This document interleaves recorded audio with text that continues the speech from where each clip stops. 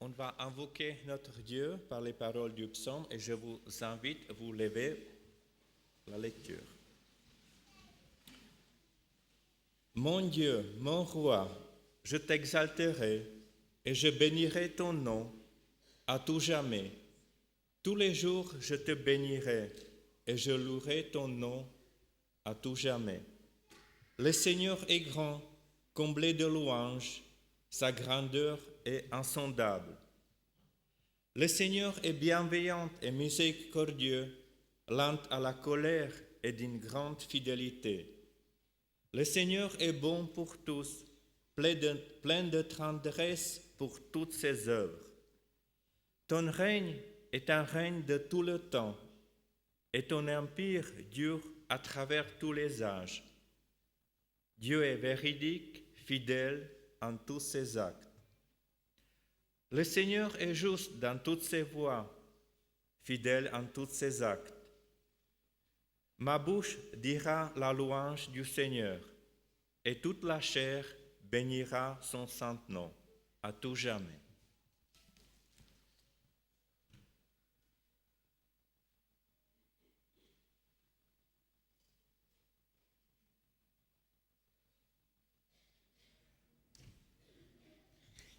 Communauté de Collonges, bonjour. Vous pouvez vous asseoir. La dernière fois que j'étais là, je vous avais interpellé quant à votre place, là où vous vous asseyez dans l'église, aux mêmes places, en haut, tout au fond. Et puis peut-être à un autre niveau, la place qu'on occupe dans la communauté, dans notre foi. Et aujourd'hui, je m'étais dit, j'avais aussi interpellé les jeunes, je m'étais dit aujourd'hui que j'allais en choper un, pour qu'ils viennent ici au micro et que je lui pose une ou deux questions. Alors là, ils sont tous pas moi, pas moi, pas moi. Alors, Théo serait trop facile. Un en haut, ce serait trop long. Pierre?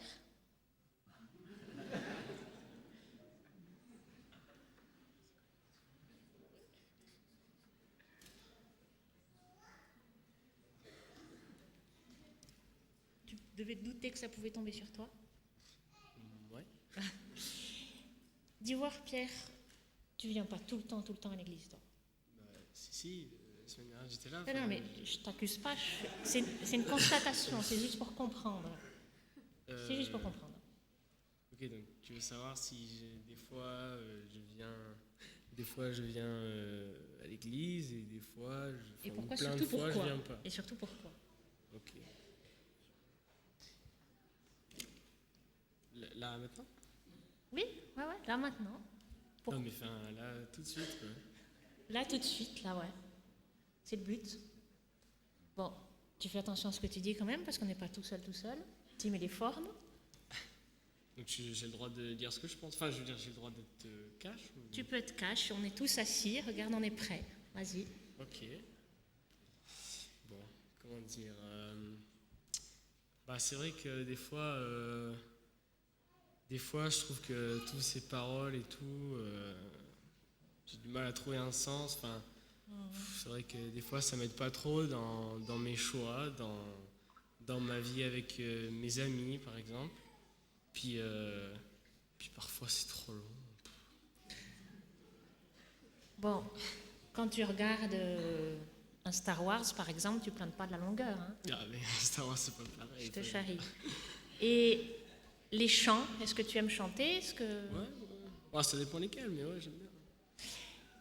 Est-ce que toi, tu fais attention aux paroles des chants quand tu chantes, aux mots que tu prononces?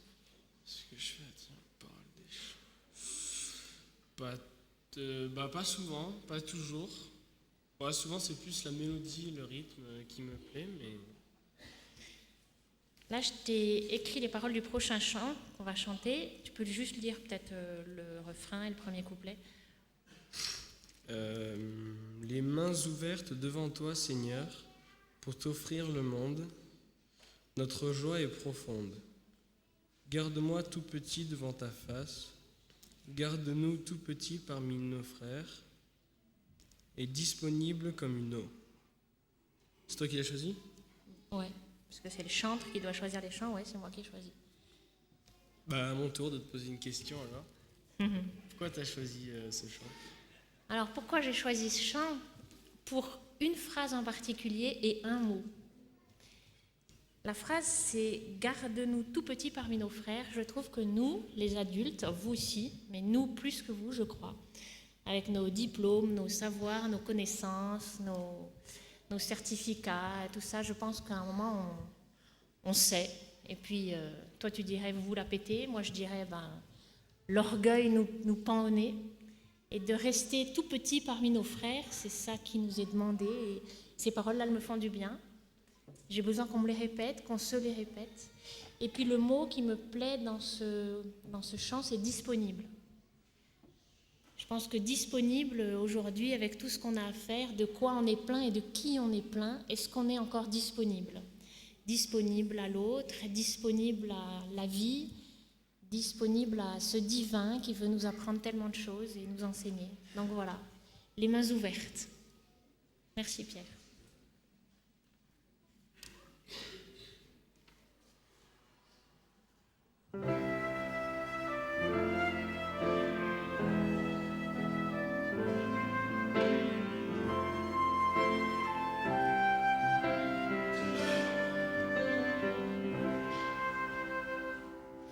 Les mains ouvertes,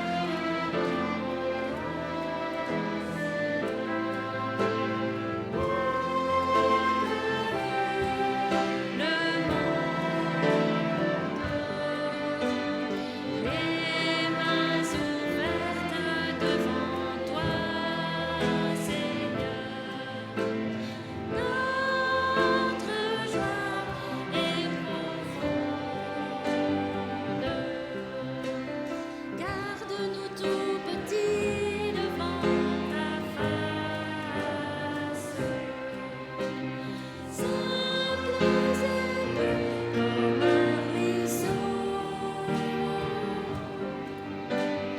Garde-nous tout petits devant nos frères,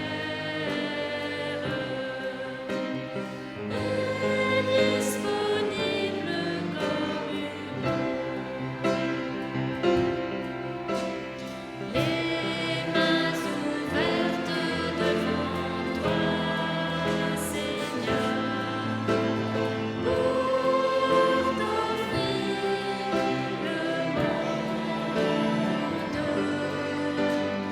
Les mains ouvertes devant toi, Seigneur,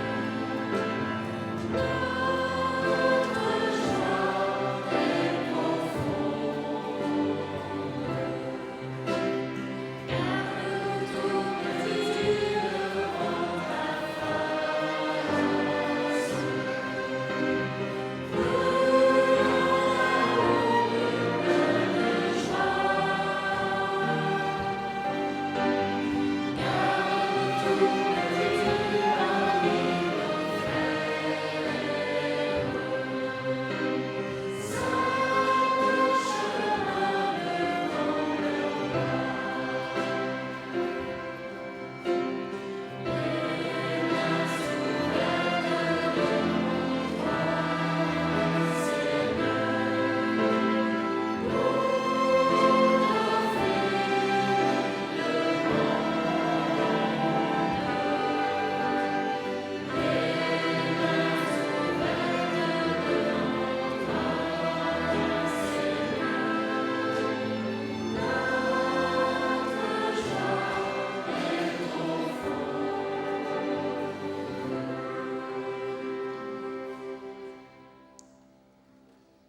Avant de continuer à chanter un autre chant, puis après d'entrer dans l'écoute du texte biblique et puis de l'histoire aux enfants, la prédication, la méditation musicale, et avant d'entrer dans tout ce parcours, ce rituel que vous connaissez par cœur et qui risquerait d'être un de plus, avant d'entrer dans tout ce chemin, à la place du deuxième chant, je vous propose un moment de silence et de recueillement. Un moment où vous allez pouvoir, chacun de nous, nous allons pouvoir nous tourner vers l'intérieur et nous rendre disponibles. Alors pour ce moment de silence, il y aura 3 phrases musicales, une pour commencer, qui nous invite à fermer les yeux pour avoir ce regard tourné vers l'intérieur, à faire taire les bruits de nos vies, et à déposer nos semaines et de qui ou de quoi on est encore plein et pas encore disponible complètement. Et puis au bout d'un petit moment, une deuxième phrase musicale pour nous rappeler cet ancrage, parce que j'imagine qu'au bout de quelques secondes, déjà nos pensées seront parties à droite et à gauche dans des multiples préoccupations. Et puis une dernière phrase musicale pour dire, ben voilà, pour acter, c'est fini, on est présent, on est là. Et pendant ce moment de silence, je vous donne ces mots que je vous propose d'emporter avec vous, ces mots de Job, quand il dit « Le souffle du Tout-Puissant, donc la respiration, me rend vivant ».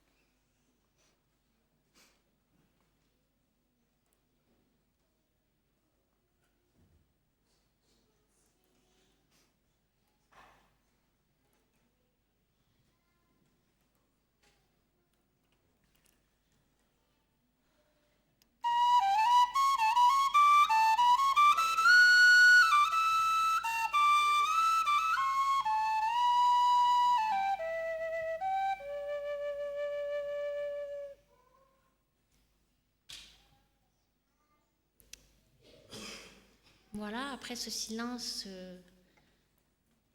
un petit peu meublé par des gazouilles d'enfants qui nous rappellent que la vie est bien là, je vous propose de vous mettre debout et de nous laisser réveiller la joie qu'on a en nous avec ce chant qui est dynamique, fort, et de réveiller cet esprit de victoire, de force et de joie.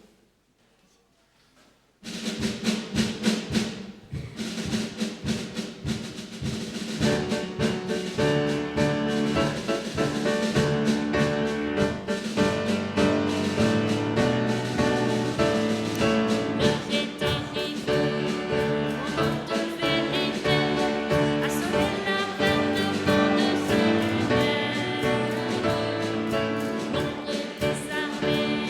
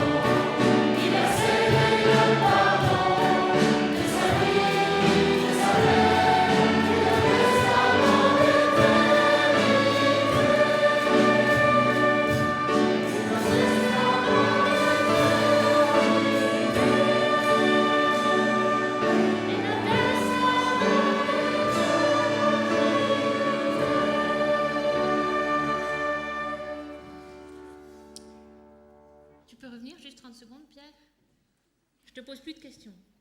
Juste, je veux te remercier. Merci parce que, et je te dis merci à travers toi, et je dis merci aux jeunes qui sont là-haut d'être là. Même si des fois, pour toi, pour vous, il y a quelques longueurs, même si des fois, tu ne trouves pas de sens, pas toujours ou pas encore. Merci d'être là. Sache que ce que tu as dit, ça a été entendu. Et qu'on est content. Je me dis on est tous contents que les jeunes, vous soyez là. Donc merci Pierre. Merci à toi de m'avoir laissé m'exprimer et puis merci à vous de nous accepter comme on est, nous les jeunes. Puis moi aussi je t'ai entendu et j'écouterai les paroles.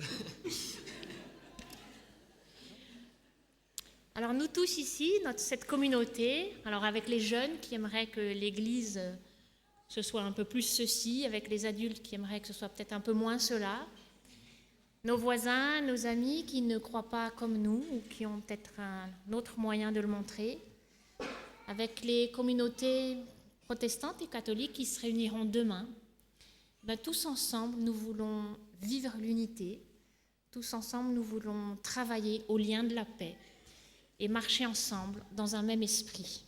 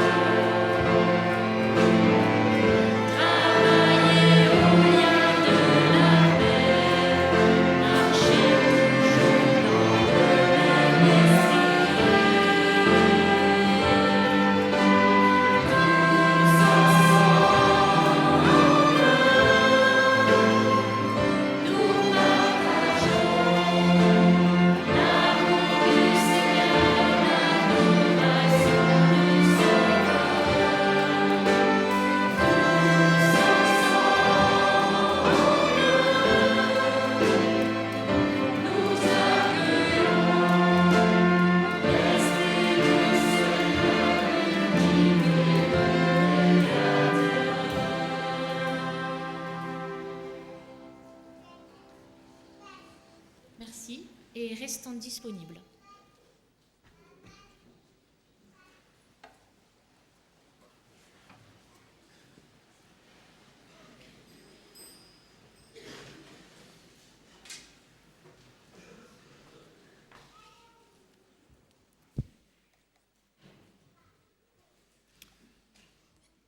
Nous allons invoquer notre Dieu dans la prière. Et pour tous ceux qui peuvent, je vous invite à vous mettre à genoux. On va prier notre Dieu.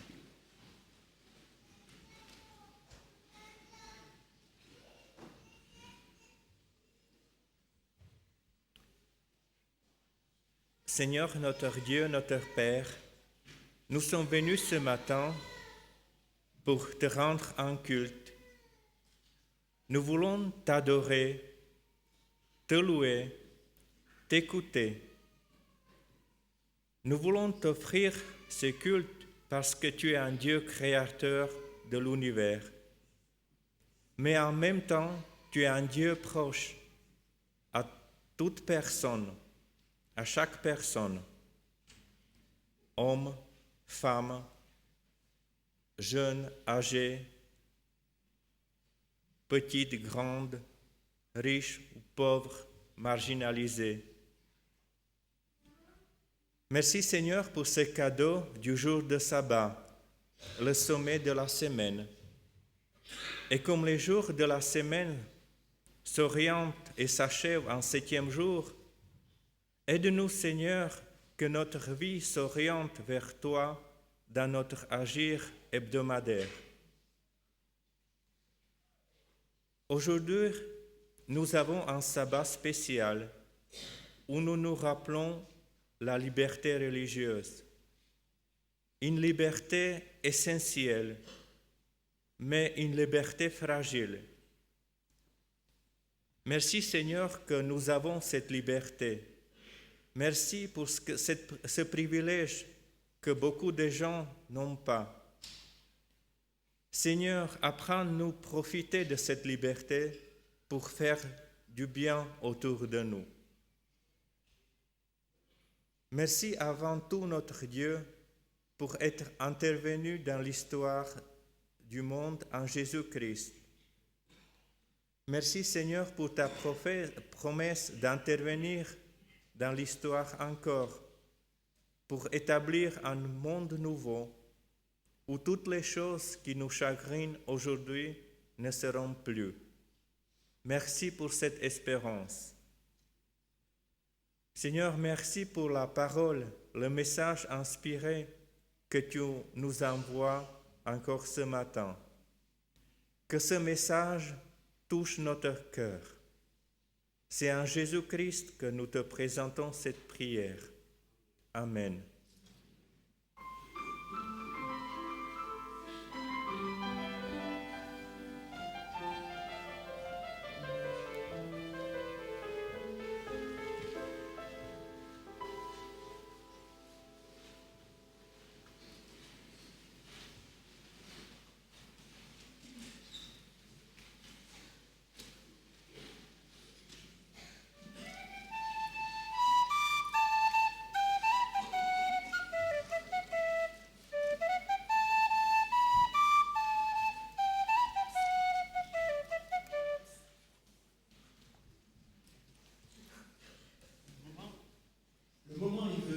De souligner tout le travail accompli ces derniers temps par le Campus pour la liberté religieuse, sous l'impulsion de Jean-Philippe et de John Graz.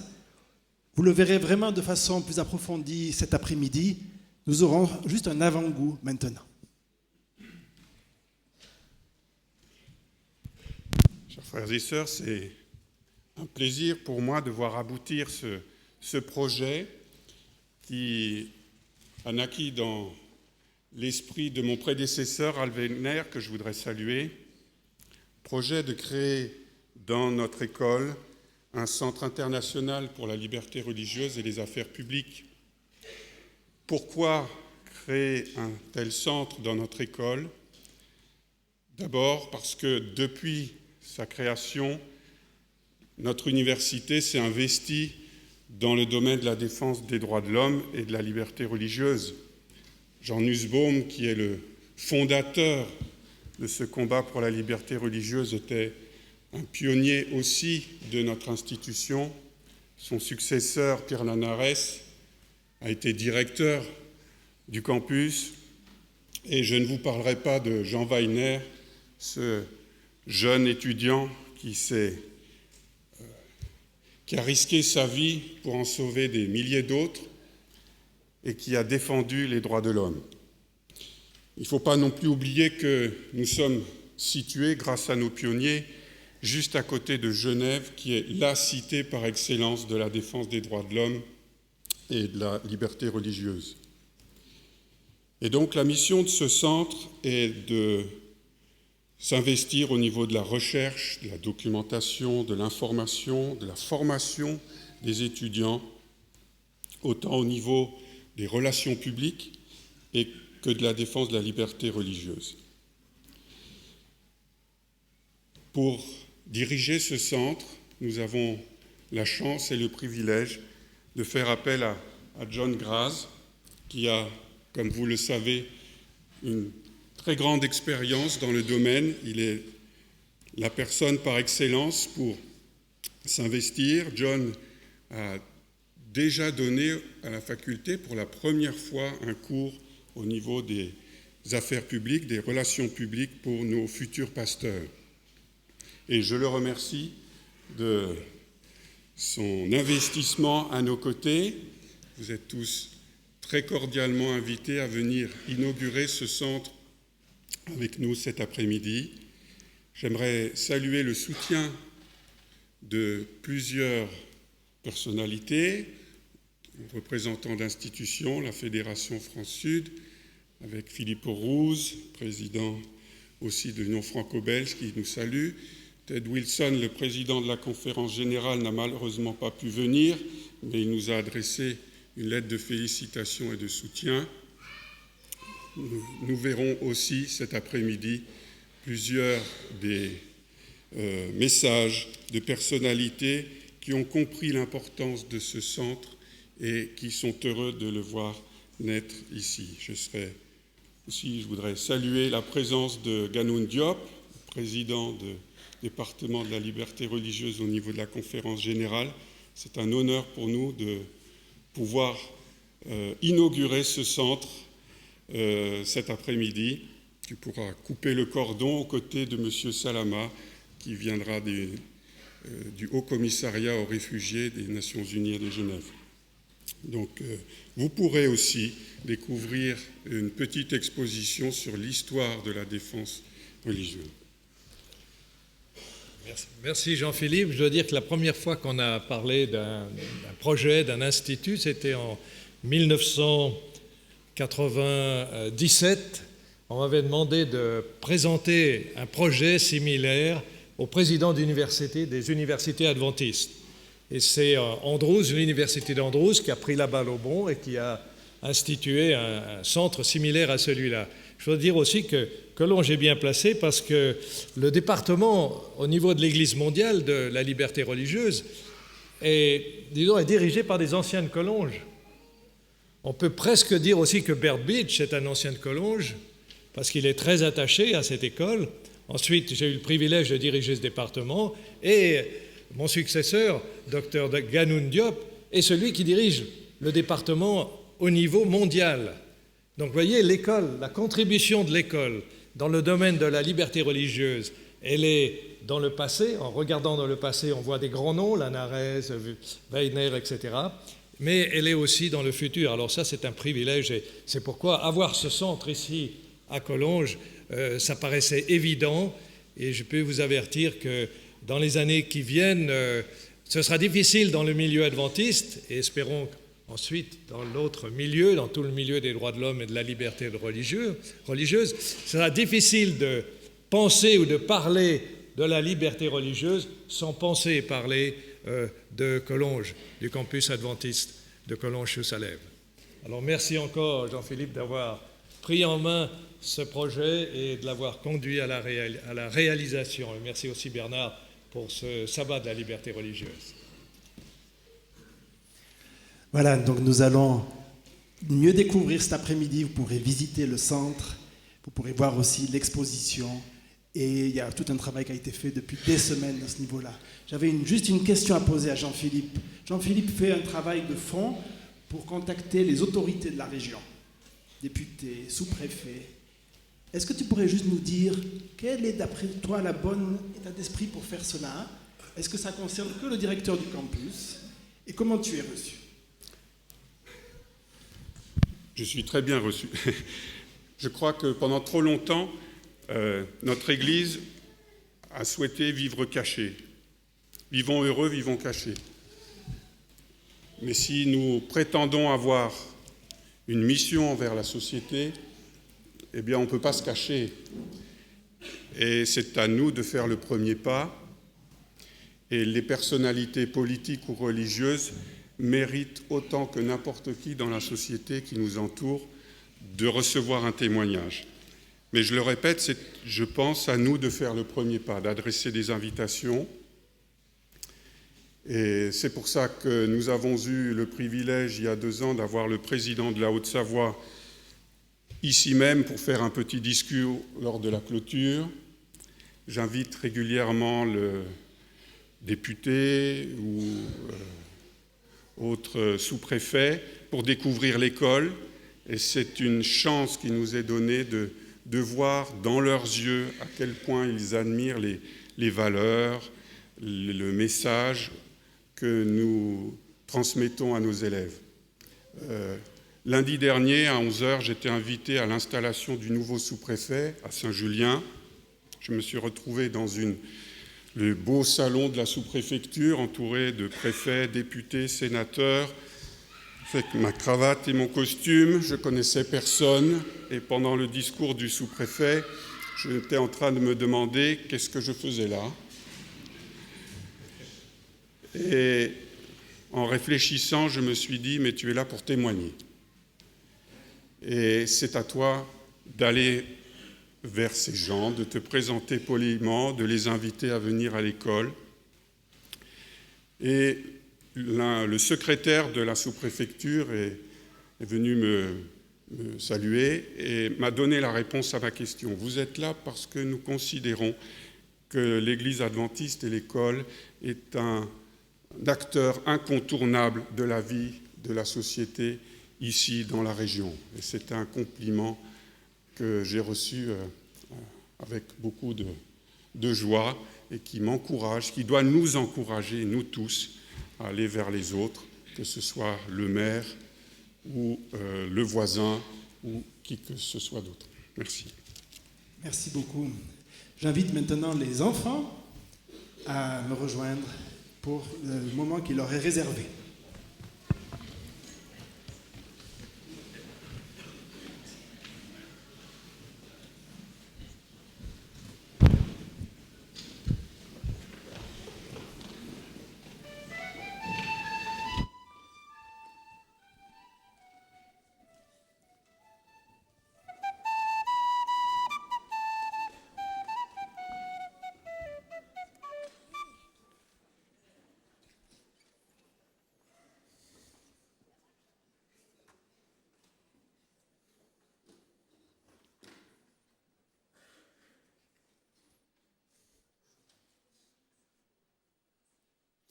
Bonjour les enfants, ça fait plaisir de vous voir si nombreux ce matin.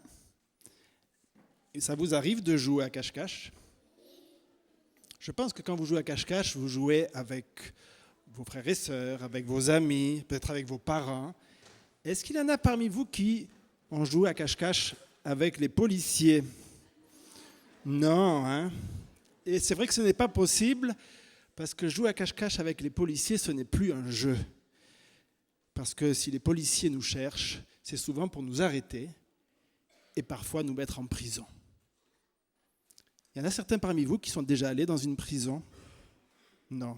Moi, je suis allé plusieurs fois dans une prison. Oui, et puis ça m'a beaucoup marqué, surtout la prison qui est la plus proche d'ici, celle de Genève.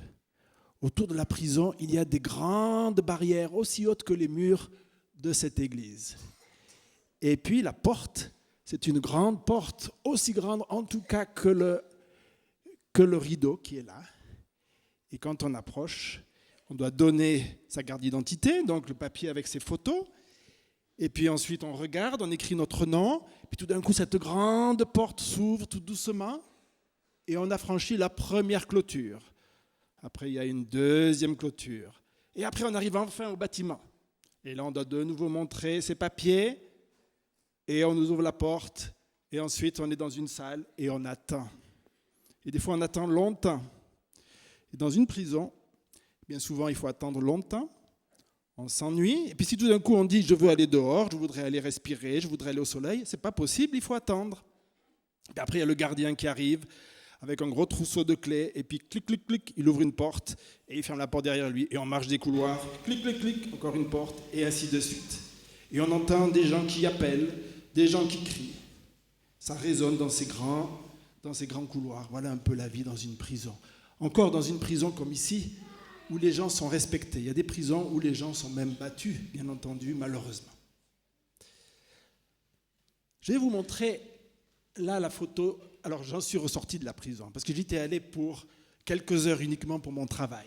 Mais là, je ne sais pas si vous voyez, si on pouvait éteindre le spot, là, comme ça, on pourrait mieux voir l'écran depuis ici. Merci. Vous voyez cette prison, là? Eh bien, il y a une jeune fille qui est rentrée dans cette prison, mais elle n'y est pas restée que quelques heures. Elle y est restée des années et des années. Quand elle est rentrée, c'était une jeune fille. Quand elle en est sortie, Marie, elle s'appelait Marie, c'était une vieille dame. Donc elle a passé presque toute sa vie dans une prison. Mais qu'est-ce qu'elle a fait de si grave pour être dans une prison, à votre avis? Pourquoi une jeune fille, on la met dans une prison et elle en ressort beaucoup plus tard? Ça s'est passé il y a déjà pas mal d'années, mais dans notre pays. Parce qu'elle joue avec les policiers à cachage. Oui, c'est vrai qu'elle se cachait des soldats du roi. C'était à l'époque où il y avait encore un roi. Eh bien, on va voir la photo suivante, la diapo suivante. Vous voyez, là, on voit, elle est avec d'autres dames dans cette prison. Là, elle a pu sortir sur le toit de la prison. Et on va voir la diapo suivante. Eh bien, je ne sais pas si vous arrivez bien à voir, les gens là sont à l'église. Mais si vous regardez bien, ils sont à l'église dans la campagne. Eh bien, ce que le roi reproche à Marie, c'est de croire en Jésus, pas comme lui, et pas comme les gens d'église qui sont avec lui. Et alors, le roi dit, non, vous devez croire comme moi. Et comme Marie, elle disait, non, moi je lis la Bible, je veux croire de cette façon-là, eh bien, Marie devait se cacher avec ces personnes-là dans la campagne pour le culte. Ce matin, vous êtes venus, vous n'avez pas eu besoin de vous cacher. Eux, ils devaient se cacher. Des fois, ils le faisaient en pleine nuit. Mais si les soldats arrivaient, eh bien, ils mettaient les gens en prison. Et Marie, à cause de cela, est restée en prison. Mais elle a écrit quelque chose que l'on va voir maintenant. On ne le voit peut-être pas très bien, c'est écrit « résister ». Avec un petit bout de fer, pendant des semaines, des mois, elle a gravé, elle a essayé d'écrire dans la pierre. Et encore aujourd'hui, on peut voir ce mot « résister », continuer d'avoir foi en Dieu. On va voir ce qui se passe maintenant encore aujourd'hui. Parce que ça, c'était il y a longtemps. C'était en France, mais il y a longtemps. Vous voyez ici, ces enfants, il n'y a pas longtemps, ils ont dû fuir leur village parce qu'il y avait des soldats qui sont arrivés et qui ont dit « Vous avez une religion de Satan. Et puisque vous avez une religion comme cela, eh bien, on va vous tuer ou on va vous enfermer. » Et alors, sachant que les soldats risquaient de venir, tous ces enfants, les parents, sont partis. Et voilà ce qui peut arriver aux enfants lorsqu'ils sont attrapés. On peut le voir. Là, on voit des garçons. Les garçons, on leur a demandé d'être des soldats contre leur désir. Et les filles, eh bien, les filles, elles sont utilisées comme des esclaves par les soldats pour le plaisir des soldats. Quelque chose aussi qu'on voit encore de nos jours, et on va voir la diapo suivante, eh bien, il y a des lieux de culte où il y a des bombes qui explosent. Et c'est arrivé encore il n'y a pas longtemps, vous savez, dimanche, au Canada, il y a un lieu de culte qui a été attaqué. Et ça, c'était au Canada. Mais en France, voilà ce qu'on peut voir sur des lieux de culte. Il y a des gens qui vont inscrire sur un lieu de culte des inscriptions pour se moquer d'eux. Qu'est-ce que Jésus dit par rapport à cela? Eh bien, un jour, Jésus marchait, il faisait nuit, ou bientôt nuit avec ses disciples, il était fatigué. Il a vu un village, il a dit « Je voudrais aller dans ce village pour me reposer ». Des amis de Jésus vont demander « On peut dormir dans votre village ?» Et les gens ont dit « Mais vous allez où ?» Eh bien, on marche pour aller adorer à Jérusalem. Et les gens du village ont dit « Non, puisque vous allez à Jérusalem, nous, on n'est pas d'accord avec votre religion, on pense que vous devez adorer ici, sur cette montagne. Alors, vous ne pouvez pas dormir dans notre village. » Et ce qui est arrivé, eh bien, c'est que Jésus a dû aller dans un autre village. Mais ce qui est intéressant à savoir, c'est que des amis de Jésus, c'était Jacques et Jean, ont dit « Mais ce n'est pas normal qu'ils ne veuillent pas nous recevoir. on va demander à Dieu qu'il envoie le feu du ciel pour brûler ce village. Qu'est-ce que vous pensez que Jésus a dit? Non, vous avez bien raison, et je suis très content que vous disiez non. Vous avez bien compris que Jésus ne fonctionne pas comme cela. Il les a même grondés. Il leur a dit, non, je ne suis pas venu pour détruire les personnes autour de moi, même si elles n'ont pas la même religion que moi. Je suis venu pour les sauver. Je vous souhaite un bon sabbat.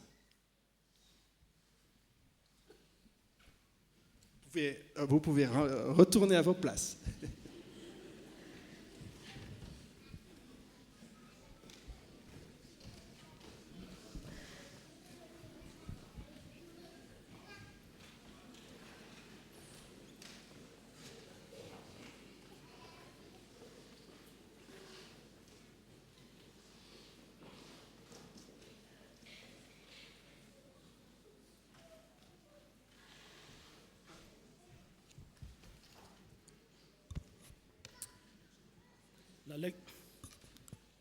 La lecture biblique de ce matin se trouve dans Hébreux 8, verset 6. Mais en réalité, Jésus possède un service bien supérieur, et ce, d'autant plus que le médiateur d'une meilleure alliance, fondée sur des meilleures promesses.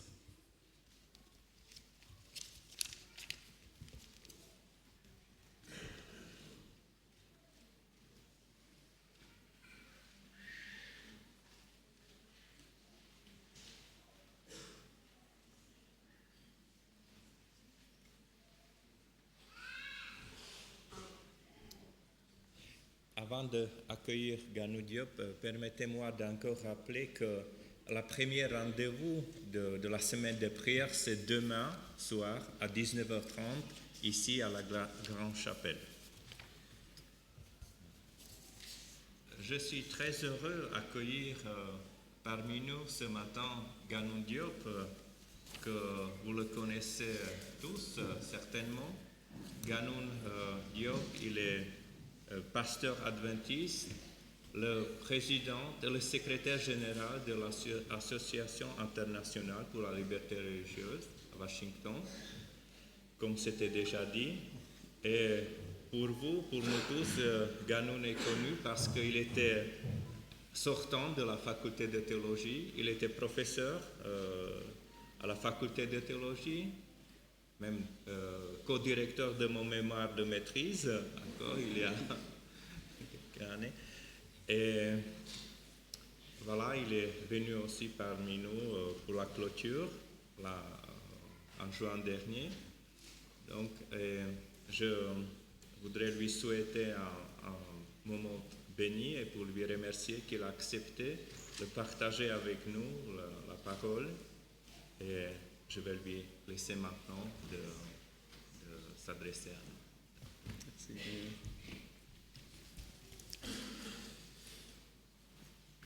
Merci beaucoup, Daniel, pour ces mots gentils. D'accord.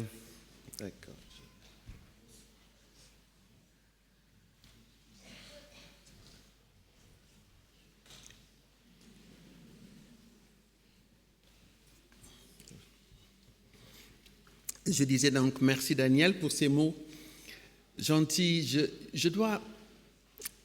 Je vais essayer de me comporter comme il faut et ne pas faire une très grande introduction. Je suis toujours tenté quand je viens ici de parler de certaines choses parce que je suis vraiment reconnaissant à Dieu pour le privilège que j'ai eu de passer 10 ans ici à Collonges.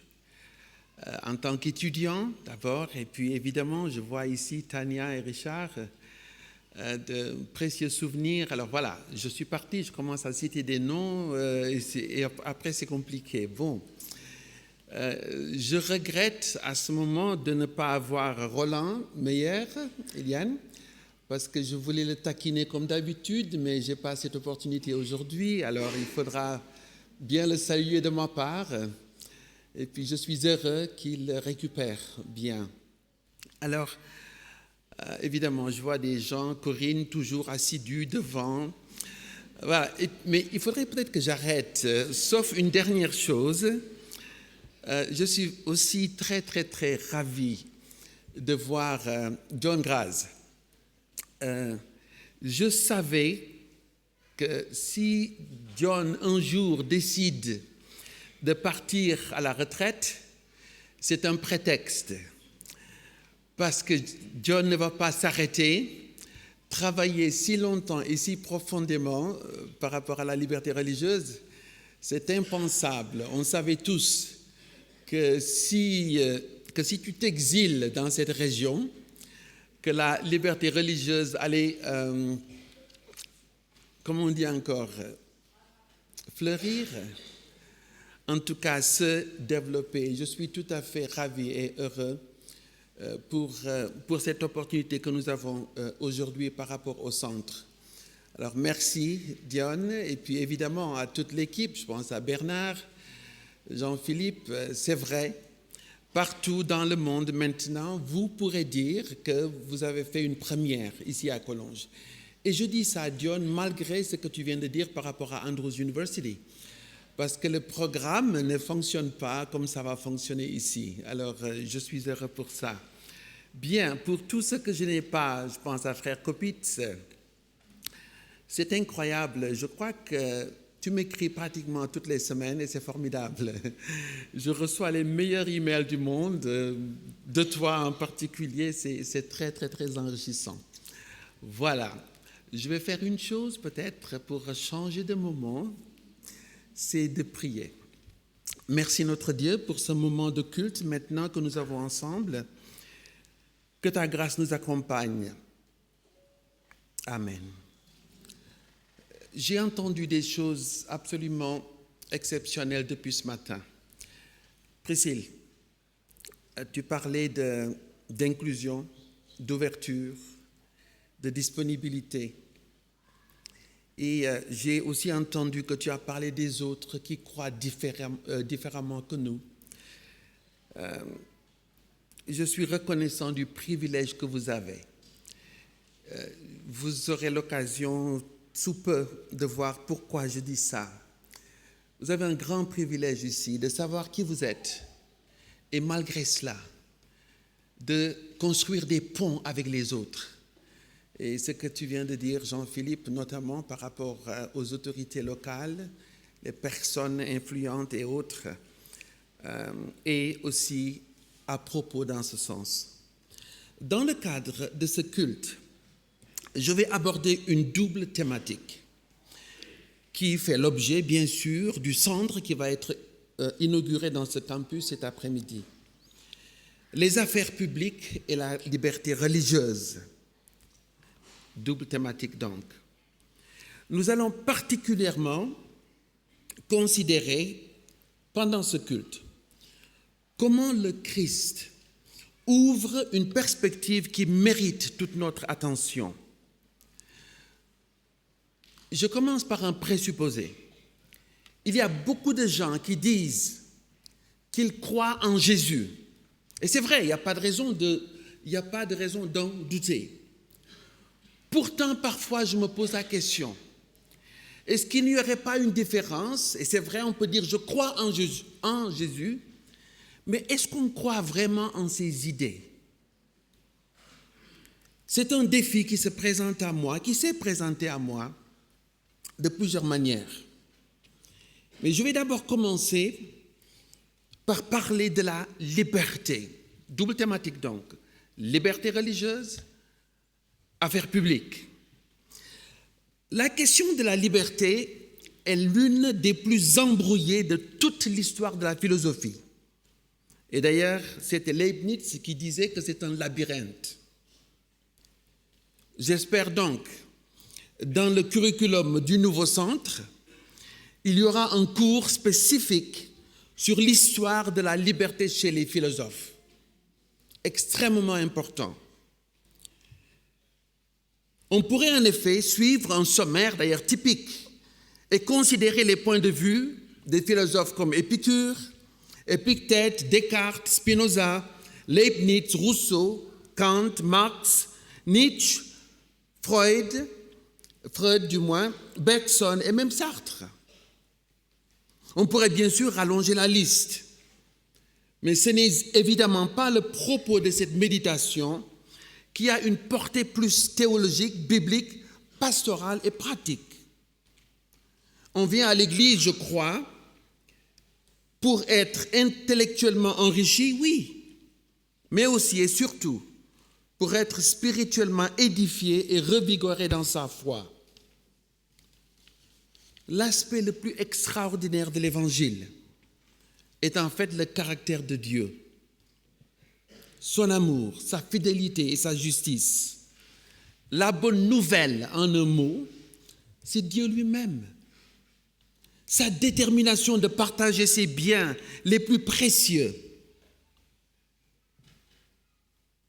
Et parmi ces biens, il y en a un que je vais singulariser. Dieu veut nous rendre libres, quel qu'en soit le prix, quel que soit ce que cela peut lui coûter. Dieu révèle ainsi un amour et une passion insondables qui semblent être l'élément essentiel, le plus important en fait de toutes les vérités révélées. Si on me demande quel est le verset le plus important de la Bible, c'est vrai, on peut spéculer, mais il y en a un en particulier qui attire mon attention d'une manière toute particulière. 1 Jean 4, 8. Dieu est amour. Quelle est l'histoire? C'est la suivante en fait. Le mal s'est infiltré dans toutes les généalogies, pensez. Mais nul n'a besoin d'aller au désespoir pour cela. Dieu lui-même, et je commence cette histoire comme ça, a choisi d'avoir une généalogie. L'évangile, selon Matthieu, commence par ce mot, généalogie de Jésus-Christ.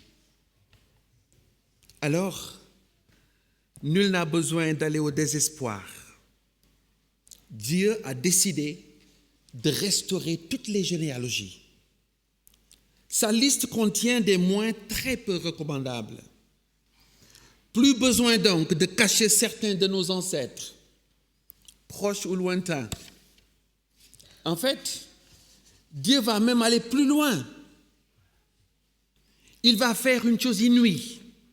Il a pris la nature et la condition humaine.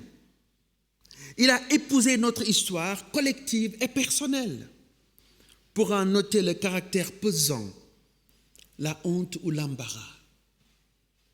En fait, nous pouvons lever la tête, sourire enfin, voire même rire aux éclats si cela ne risquait pas d'offusquer la digne sensibilité de certains. C'est grave peut-être, mais Jésus nous rassure. Je vous donne ma paix. Et ça, c'est vraiment rafraîchissant pour moi. Nous n'avons plus à chercher à être quelqu'un. Priscille, plus besoin d'être orgueilleux, de prétendre. C'est fini tout ça. Ce que tu dois être, Jésus l'est pour toi. Toi, juste rejoins la fête maintenant. C'est fini l'ère des prodigues. C'est le temps des prodiges. Embrasse donc ta destinée d'enfant de Dieu. Homme ou femme, plus de différence. C'est la liberté enfin. Mais la liberté, elle est dangereuse. Même les chrétiens parfois n'en veulent pas. Elle change tout, la liberté. En fait, je dois être honnête ici. Moi-même, je n'en voulais pas de la liberté. Ce que je voulais vraiment, c'est de jouir de tout, instrumentaliser tout et tous, les autres, l'Église et d'ailleurs Dieu lui-même. Comble d'hypocrisie. Le louer pour sa bonté, mais en fait l'utiliser parce qu'au fond de moi, je fantasmais que Dieu soit à mon service. C'était évidemment une illusion bien camouflée. C'est insidieux, mais c'est comme cela. Il existe des folies de grandeur, tissées dans les fibres de chaque être humain, jusqu'à ce que mort s'en suive. Et je dis ça parce que cette folie de grandeur ne disparaît que lorsque quelqu'un, espérons, se fait baptiser et meurt à soi. Il n'y a pas d'autre solution. D'ailleurs, Jean Calvin disait, « L'être humain est un perpétuel fabricant d'idoles. » La liberté, c'est dur. Ne plus s'accrocher à quoi que ce soit, à de quoi intimider les gens. Mais encore une fois, Jésus savait. Lui ne s'est pas laissé intimider. Il a continué quand même à nous faire confiance, à nous aimer malgré tout, et d'ailleurs en dépit de moi. Ça, c'est l'aspect de l'Évangile qui m'épate encore au quotidien. Comment se fait-il que non seulement il assume ma généalogie, mais encore mes fautes, mes transgressions, mes chutes, mes égarements, mes péchés, mes orgueils, toujours mal placés de toute façon. Comment a-t-il pu se faire malédiction pour que, comme d'ailleurs l'apôtre Paul dans l'épître aux Galates le dit, pour que la bénédiction d'Abraham puisse parvenir jusqu'à nous? Dire à chacun d'entre nous ce matin que nous sommes bénis. Et tout cela parce que Jésus a pris sur lui la malédiction. Nous sommes libérés de la malédiction. Et cela aussi fait partie de la bonne nouvelle. La liberté est dure. C'est pourquoi les êtres humains ont créé des religions. Mais il y a un autre aspect de la bonne nouvelle que j'aimerais souligner aujourd'hui. C'est la libération non seulement de la malédiction, mais aussi des médiations. C'est ça qui fait de moi aujourd'hui un adventiste du 7e jour. Pensez seulement, et je vais essayer de résumer ça le plus succinctement possible. La plupart des religions fonctionnent dans le monde des médiations. C'est une clé de lecture d'ailleurs, et pas seulement les religions, même certaines dénominations chrétiennes, avec tous mes respects, fonctionnent sous ce mode des médiations. Pourquoi? Parce que le présupposé, c'est de dire que Dieu est trop saint, il est trop éloigné, il est inaccessible. Alors, il faut des médiateurs. On ne peut pas s'approcher de lui directement. Pensez seulement. Pour certaines religions, il faut passer par les esprits qui font la médiation. Pour d'autres religions, ce n'est pas seulement les esprits, ce sont les ancêtres. Pour d'autres, ce sont les saints. Marie, avec tous mes respects, encore une fois, je ne suis pas là pour jeter des pierres sur les gens parce qu'ils croient différemment. Mais je peux expliquer qu'est-ce qui fait de moi un adventiste. Pensez seulement, pas seulement d'ailleurs des personnes, que ce soit les saints, Marie, le pape, les évêques, mais pensez aussi aux autres religions, les imams, les ayatollahs, encore un système de médiation. Certains vont même pousser ce système de médiation jusqu'aux lieux saints. Les lieux saints deviennent des lieux de médiation. Pensez par exemple, des millions de personnes dans la famille humaine chaque année empruntent le chemin de pèlerinage. Pourquoi? Parce qu'ils vont chercher la médiation. Encore une fois, Dieu est trop éloigné. Les lieux saints. Encore une fois, ça peut être la Mecque, ça peut être Lourdes, ça peut être le fleuve, le Gange. Mais certains vont pousser cette idée de médiation un peu plus loin. Les objets de médiation. Pensez par exemple l'eau bénite ou bien les reliques, bien sûr les sacrifices. Oui, même le judaïsme a été un système de médiation, et l'est encore dans une certaine mesure. Que ce soit le sanctuaire, je ne peux pas entrer directement dans le lieu saint. D'ailleurs, je n'étais même pas autorisé à entrer dans le lieu saint. Il fallait être prêtre pour cela. Médiation. Le sacrifice, médiation. Les prêtres, le personnel saint. Certains vont pousser cette idée de médiation jusqu'au niveau des langues. Il fallait des langues sacrées, des langues de médiation. Et pensez la révolution maintenant de Jésus, qui apporte la nouvelle alliance. Quand nous sommes devenus chrétiens, nous sommes entrés dans cette nouvelle alliance. C'est quoi? Essentiellement, c'est l'alliance de l'accès direct à Dieu. Plus besoin de médiation. C'est pourquoi Jésus a introduit Dieu comme Père. On peut s'approcher de lui. Et c'est assez extraordinaire. Et pensez à votre privilège. Pas besoin de pèlerinage, pas besoin de prêtre qui va assurer la relation entre Dieu et toi.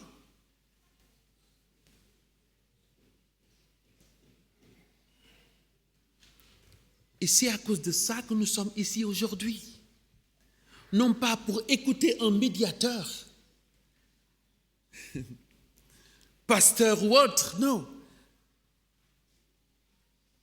Mais quelqu'un qui partage ces données essentielles que Dieu nous donne. Mais ça, c'est difficile. C'est difficile d'accepter la nouvelle alliance.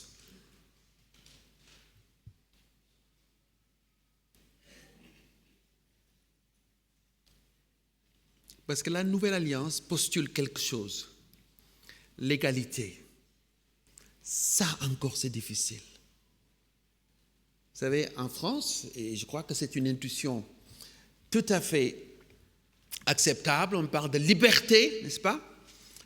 D'égalité, de fraternité, d'égalité et de fraternité. Oui. Mais pensez à ces choses par rapport à Jésus. Mais voici le problème. Je me souviens, et je vais partager quelque chose de personnel avec vous pour que vous voyez que ce qui se crée ici, ce centre, le monde en a gravement besoin. Il y a pratiquement maintenant que je commence à me souvenir, oui, une quarantaine d'années, Jésus m'a invité à entrer dans la nouvelle alliance. J'étais dans le monde des médiations à l'époque. Et je ne connaissais pas Dieu. Et j'avais peur du futur. Et comme beaucoup de gens dans le monde des médiations, je passais par des médiateurs, que ce soit des personnes, des lieux ou des objets. Et Jésus me libère. M'appelle maintenant à un accès direct. Quel privilège! C'est la chose la plus extraordinaire de ma vie. Mais quand je suis devenu chrétien, alors là, il y avait dans ma propre famille des gens qui commençaient à me regarder comme si j'étais Satan. Oui, oui. Rejeté, passé par des moments, parce que j'aimais ces personnes profondément, et encore maintenant d'ailleurs. Mais parce que j'étais maintenant dans un autre système que j'appelle la Nouvelle Alliance, et je développerai brièvement dans un instant, j'ai été rejeté parce que ces gens ne toléraient pas l'idée de la différence. Comment? Il était parmi nous et maintenant il est devenu un chrétien. Et voilà, 40 ans après, et ça c'est une petite illustration, il y a eu quelques semaines de cela, à cause des affaires publiques et de la liberté religieuse, j'avais un principe. Et le principe que j'ai développé et qui est encore difficile, c'est pourquoi je dis la liberté c'est dur. Pensez seulement, quand on croit en la liberté, on ne peut plus faire de la discrimination. Et ça c'est difficile, parce que c'est plus facile de faire de la discrimination. L'Église adventiste et John, je crois qu'il y a eu 42 ans. Ça fait 42 ans, d'abord Bud Beach et puis John Graz, ont été choisis par des secrétaires généraux des communions chrétiennes mondiales pour organiser une réunion une fois l'an. Il n'y a pas de programme commun dans le sens d'union des églises, absolument pas. Dans cette rencontre, chaque communauté parle en sa propre voix. Et d'ailleurs, John, c'est toi qui m'avais demandé il y a 6 ans de cela. Chaque année, c'est moi qui présentais qui sont les adventistes. Et ces gens nous entendaient en nos propres termes. Jean-Philippe, oui, c'est un témoignage aussi. En fait, l'Église adventiste a eu cette intuition fulgurante en 1893, je parle comme les Suisses maintenant, 1893 pour les autres, eh bien l'Église adventiste a ratifié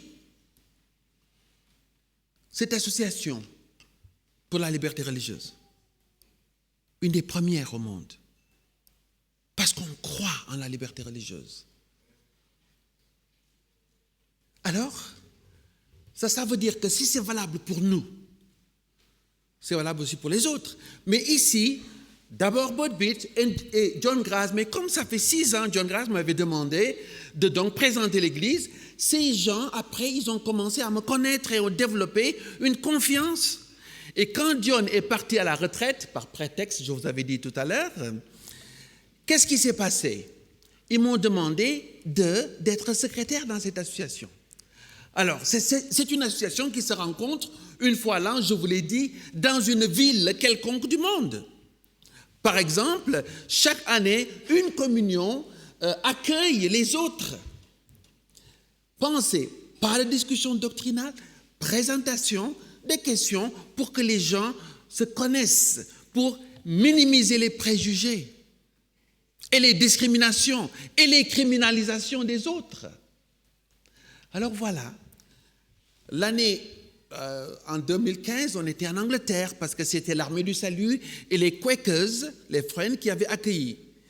L'année d'avant, c'était les Old Catholics, les catholiques anciens, je suppose.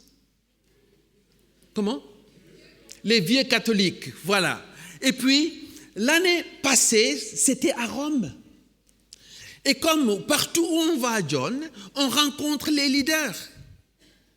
Alors, Ganoun Diop, le problème, a accepté de rencontrer le pape François.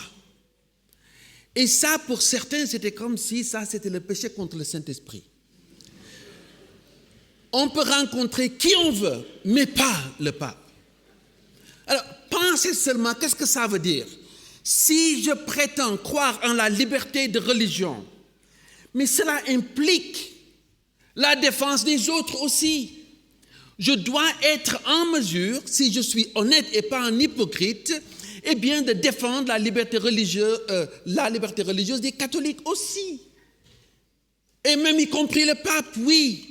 S'il y a une exception au principe, tout l'édifice de l'adventisme avec la liberté de religion s'écroule. C'est ça qui est en jeu. Mais alors tout de suite, il y a maintenant des gens d'ailleurs qui s'enregistrent juste par mon nom. Je suis devenu célèbre maintenant sur Internet. Ah, Ganoun Diop, voyez maintenant, il est dans l'œcuménisme. Ah bon, parce que alors ça, c'est bon. Et puis il y a quelqu'un qui m'écrit un jour, qui me dit, mais tu te rends pas compte? tu ne connais pas la prophétie? J'ai dit, ben, je crois que ça fait à peu près 36 ans que j'enseigne ça. Mais tu ne sais pas que les catholiques vont persécuter l'Église? Tu ne sais pas que le pape, c'est la bête?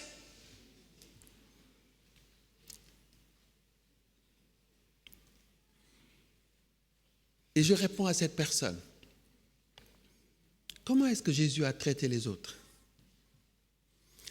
Je dis, vous savez, la plupart, malheureusement, des gens qui sont vraiment en colère et contre les autres, de cette manière, ils sont habités par une peur irrationnelle qui ne doit pas être. Parce que la nouvelle alliance libère. La nouvelle alliance nous rend libres d'aller partout, d'être en présence de quiconque, évidemment sans perdre son identité, évidemment sans compromettre sa foi. Je viens de vous dire, quand vous entrez dans la nouvelle alliance, il n'est pas question de retourner. Mais qu'est-ce que Jésus a fait? Quelle liberté est-ce qu'il a montré?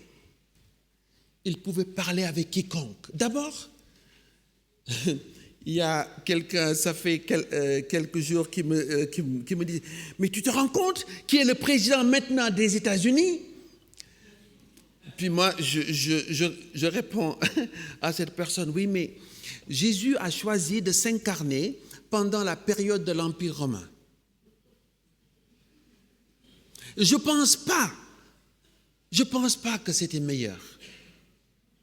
Je ne pense pas que c'était plus facile. Mais parfois, on se laisse distraire par ce qui se passe dans le monde politique. Ça ne doit pas nous inquiéter. Si nous sommes fidèles à la raison pour laquelle l'Église adventiste existe. Vous savez, encore une fois, qu'est-ce qu'il a enseigné? Quelqu'un me dit, ben, ils vont nous persécuter. J'ai dit, je n'y peux rien. Si les catholiques ou le pape décident de persécuter, je n'y peux rien. Je ne peux pas me défendre si cela devient le cas. Et d'ailleurs, ceux qui prétendent connaître la prophétie, souvenez-vous, les saints seront persécutés, oui. Les saints seront quoi? Vaincus. Mais qu'est-ce qui va assurer la victoire des saints? C'est Dieu, ce n'est pas mon problème. Est-ce que le fait que quelqu'un devienne un ennemi doit, moi, m'excuser pour ne plus aimer cette personne? Et c'est ça qui est en jeu ici.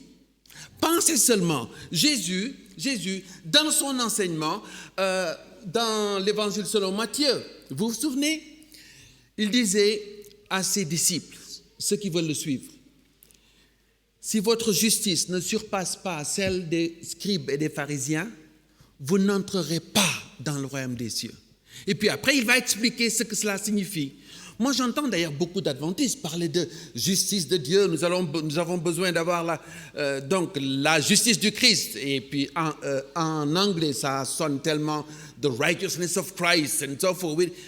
Mais le problème, c'est que beaucoup de gens ne définissent même pas qu'est-ce que cela veut dire. En fait, la justice du Christ, c'est dangereux, encore une fois, comme la liberté. Pensez seulement, Jésus dit, vous avez entendu qu'il a été dit. Non? Il illustrait ce que, donc, il faisait une sorte de contraste entre la justice des pharisiens et sa justice, lui. Vous avez entendu qu'il a été dit, hein, tu ne tueras point. Mais moi, je vous dis de ne même pas insulter les gens. Vous avez entendu dire, et j'en viens juste à ça pour pas donc prêcher trop longtemps, j'ai entendu, c'était Pierre là qui avait dit ça tout à l'heure. Donc il ne faut pas que les prédicateurs viennent vous ennuyer après, c'est trop long. Mais pensez seulement. Alors il lui dit, non seulement, bon, vous avez entendu dire que tu aimeras ton prochain comme toi-même, mais moi je vous dis, ce n'est plus une affaire d'aimer le prochain maintenant, c'est d'aimer même qui ça? L'ennemi. Et Jésus l'a montré dans sa vie, même sur la croix, subissant des peines incroyables. À quoi est-ce qu'il pensait? Père, pardonne-leur. car ils ne savent pas ce qu'ils font. Il a montré ce que cela veut dire. Écoutez, et puis, voyez, on étudie le Saint-Esprit partout dans le monde. Mais il y a un moyen très simple de savoir si c'est une réalité. Le fruit de l'Esprit Saint. Comment ça commence? Vous voyez, pensez. Avec quel mot? L'amour. Évidemment, la paix, la joie, la bonté, la gentillesse, la bénignité, la douceur. Oui, ce sont des choses, il n'y a pas de place dans le christianisme pour la colère, l'amertume contre les autres, la rancune. C'est parce que nous mourrons à nous-mêmes que Dieu, dans sa grâce, déverse son Esprit Saint. Alors, il faut que je lise ce texte. Pensez à l'Épître aux Romains. On nous dit ici, et c'est assez extraordinaire quand je vois ça, l'amour de Dieu, dit-il, est déversé dans nos cœurs par le Saint-Esprit qui nous a été donné, le Saint-Esprit. Mais qui est-ce que Dieu aime? Qui? Ses amis, ceux qui lui sont proches, ceux qui le... Non. Il dit, lorsque nous étions sans force, Christ est mort pour des pécheurs. À peine mourrait-on pour un juste. Puis après, il dit, le verset 8, voici comment Dieu prouve son amour envers nous. Alors que nous étions encore pécheurs, dit-il, Christ est mort pour nous, puisque nous sommes maintenant justifiés. Et il continue, le verset 10, en effet, si nous avons été réconciliés avec Dieu grâce à la mort de son Fils, lorsque nous étions, c'est quoi? Ennemis. Alors, sans force, il nous aime quand même. Impie, il nous aime quand même. Pécheur, il nous aime quand même. Ennemi, il ne se laisse pas intimider. Pourquoi est-ce que les chrétiens et adventistes demeurerions-nous dans la peur qui nous dispenserait d'aimer les autres malgré tout? De jeter des ponts, de les accepter. Ça ne veut pas dire fusion, ça ne veut pas dire mélange d'identité, ça ne veut pas dire perte d'identité, mais ça veut dire témoignage de l'amour de Dieu. D'ailleurs, ceux qui me parlent de la prophétie, s'il vous plaît, n'oubliez pas.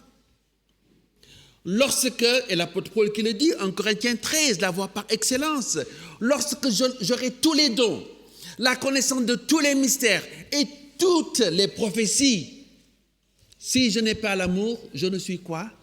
Rien. Voyez, la liberté, on en parle, mais ce que cela coûte, alors là, on n'ose plus. La nouvelle alliance, et je termine avec ça, ce n'est pas seulement, bon ben voilà, maintenant il m'a libéré, comme je vous disais au début. Il est facile de croire à un Dieu puissant, libérateur. Mais à propos de ces idées, qu'en est-il?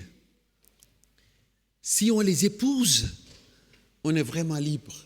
Et d'ailleurs, c'est pourquoi la conversion, c'est pas seulement, ok, bon, je marchais dans cette direction, épistéphéine en grec, je retourne maintenant, je vais. C'est aussi métanoïa, le changement de notre pensée, de notre nous, de notre mentalité, de notre vision du monde. Et on épouse maintenant le monde comme Dieu l'épouse. On l'aime comme Dieu l'aime. Ce n'est pas naturel en moi. C'est pourquoi d'ailleurs je prie tous les jours. Parce que c'est plus facile pour moi d'aimer ceux qui sont grands comme moi. Bon, ça t'exclut, Corinne, n'est-ce pas? Voilà, ceux qui me ressemblent, qui sont comme moi, qui parlent comme... Non. Dieu dit, c'est mon monde, c'est ma création. Si tu m'épouses, tu épouses ce qui est mien. Et tout d'un coup, on commence à regarder les autres différemment, comme des temples du Saint-Esprit. Des temples. Vous voyez, on aime bien, vous voyez, les rituels, l'église, un temple, bâtiment. Mais les personnes sont plus importantes que des cathédrales, que des mosquées, que des synagogues ou autres. Parce que vous êtes les temples du Saint-Esprit. Mais la liberté, c'est dur. L'amour, c'est dur parce qu'on ne fait plus de différence maintenant.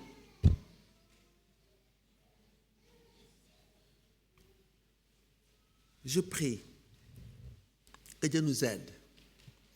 Et cet après-midi, je ferai un discours un peu plus centré sur ce qu'est vraiment la liberté religieuse et comment la situer par rapport aux autres libertés. Pourquoi l'Église adventiste a eu cette intuition extraordinaire d'insister? Vous voyez, beaucoup d'autres églises chrétiennes insistent sur la justice, sur la paix. Petite anecdote. Lundi dernier, j'avais organisé une réunion à l'ONU à New York sur la paix juste, inclusive et durable. Et j'avais invité les autres chrétiens de venir apporter leur perspective par rapport à ça. Mon rôle était d'apporter une perspective adventiste. Et chaque fois, dans toutes les publications, c'est comme ça. On voit les autres églises et les autres, d'ailleurs, organisations non gouvernementales partager leurs vues. Et nous, Église adventiste, John est témoin de ça. Et vous savez quoi? Même avec ça, je reçois aussi. Comment ça se fait que vous rejoignez Babylone pour organiser des réunions à l'ONU? Mais il faut savoir, quand on est dirigeant, il ne faut pas se laisser perturber par des choses comme ça. Mais avec patience, détermination et amour, partager avec nos frères et sœurs. Il nous faut tous être humbles. Dieu équipe certaines personnes pour parler de à leurs voisins, témoigner. Dieu ouvre des portes pour qu'on puisse rencontrer des gouverneurs, des présidents de république, oui, le pape, des autres dirigeants, qui que ce soit, parce que notre mandat est clair. Les affaires publiques, c'est quoi les affaires publiques? C'est la relation avec les autorités civiles, mais aussi les autorités religieuses, soi-disant, les représentants des autres églises. Sans exception, si nous commençons à faire de la discrimination, j'étais en Argentine au mois de novembre, un des participants en public nous accuse, vous les adventistes, vous êtes des hypocrites. Cette personne, c'était très rude d'ailleurs, ce n'est pas civilisé n'importe quoi, mais il fallait entendre. Et pourquoi est-ce que cette personne disait ça? Il dit, oui, vous défendez la liberté religieuse, mais en fait, vous êtes contre les autres chrétiens. Certains d'entre vous mettent des panneaux plutôt, en insultant les autres églises. Évidemment, sur le moment, j'ai dû expliquer à cette personne, écoutez, dans chaque église, il y a une palette d'opinions et de comportements. Donc, vous ne pouvez pas renfermer l'église adventiste à cause de l'opinion de certaines personnes. Je dis, mais dans notre église, regardez les documents officiels. Et même pour certains, écoutez Ellen White en disant, rapprochez-vous des autres chrétiens. Mettez-vous épaule à épaule pour défendre des causes communes comme la tempérance. Elle est très explicite. Elle va même plus loin. Priez pour ces gens pour qui Christ intercède. Les bergers du troupeau, elle les appelle. Alors, vous pensez que moi, je vais laisser à certaines personnes, quel qu'en soit le prix, déterminer comment, je dois parler avec celui-là. Alors, et ce qui est ironique même parfois, on m'envoie rencontrer des gens en Inde, des hindous, voyez, des sikhs, des athées, toutes sortes de personnes. Mais il y a quelque chose comme une paranoïa lorsqu'il s'agit de nos frères et sœurs catholiques. Non, il n'y a pas d'exception pour nous. 40 ans, on me regardait comme un Satan.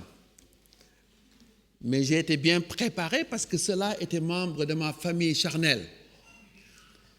Alors ne pensez pas, je ne vais pas me laisser déboussoler par les membres de ma famille spirituelle aujourd'hui. Si certains me regardent comme si j'étais en train de vendre l'église adventiste, que Dieu nous aide. Et je vous félicite ici à Collonges pour ce centre. J'espère que vous allez continuer à partager, à développer une culture pour construire des ponts, évidemment sans perdre votre identité. Il y a une chose que je ne comprenais pas. Avant de représenter l'Église à l'ONU, John, je n'avais pas compris que la plupart des autres dénominations envoient des théologiens, des philosophes, pour exprimer leur point de vue.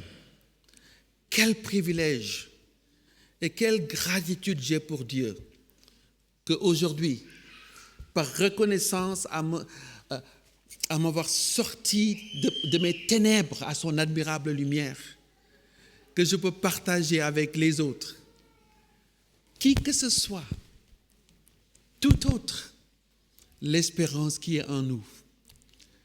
Que Dieu nous aide. Et merci encore une fois. Vous avez un avantage peut-être que vous sous-estimez ici à Collonges, avec tout ce que j'ai entendu depuis ce matin.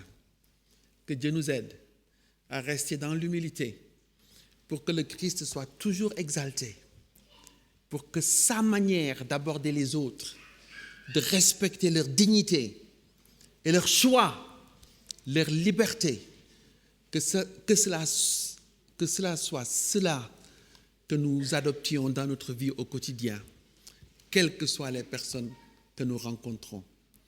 Que Dieu vous bénisse.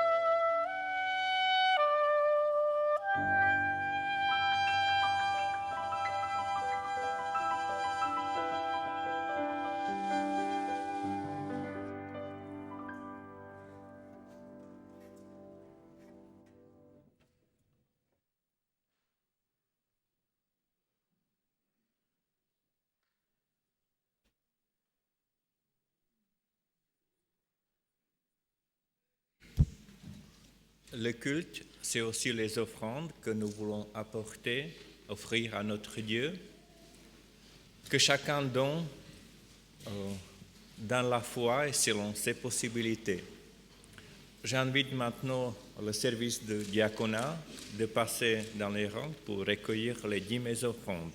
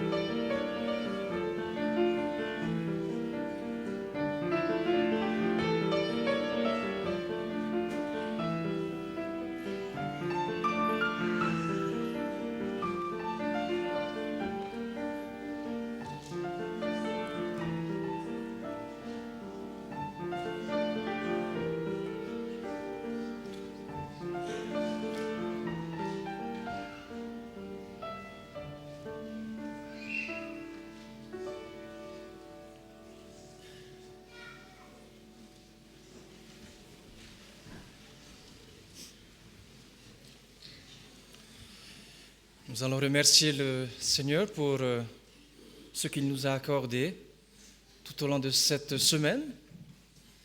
Et nous allons lui remettre ce que nous avons prévu de lui rendre ce matin. Notre Père, notre Dieu, c'est avec grâce que nous voulons aussi nous présenter devant toi, tels que nous sommes, dans une entière liberté d'esprit.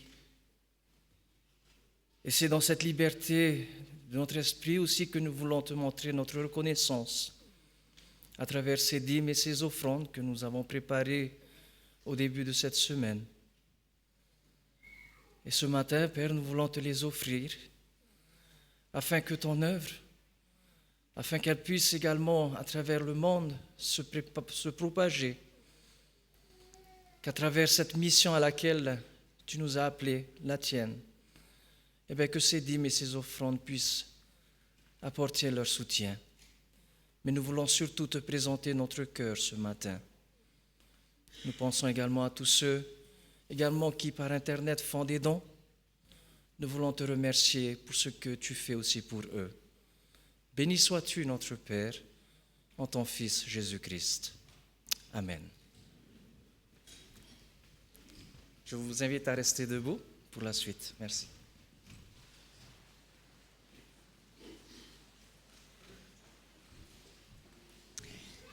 Que la grâce de Dieu soit sur nous pour nous aider à marcher dans ses voies.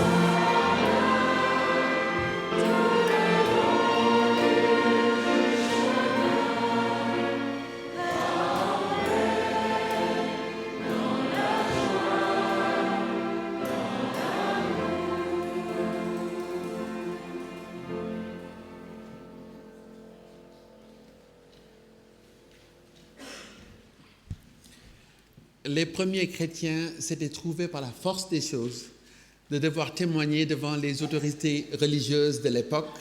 Dans le livre des Actes, ça commence comme ça, avec le Sanhédrin. Et le livre des Actes se termine avec l'apôtre Paul, dans la maison de César, cette fois, témoignant aux autorités politiques. Alors que nous utilisons tous les dons que Dieu nous a donnés pour témoigner et partager notre espérance, je prie que la grâce du Seigneur Jésus-Christ, l'amour de Dieu et la communion du Saint-Esprit soient avec vous tous. Amen.